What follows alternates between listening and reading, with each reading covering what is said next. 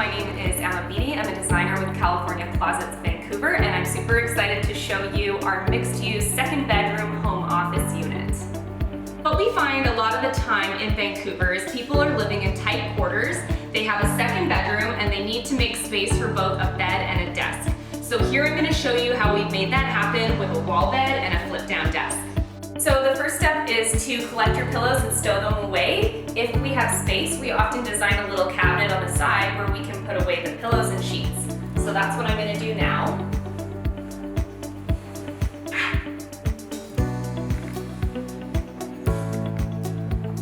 And now we can put up the bed.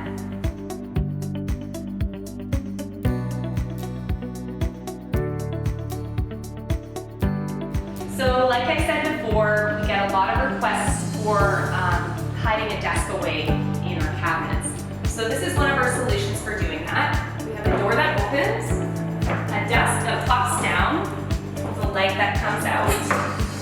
Like so. This door closes and you've got a desk you can sit at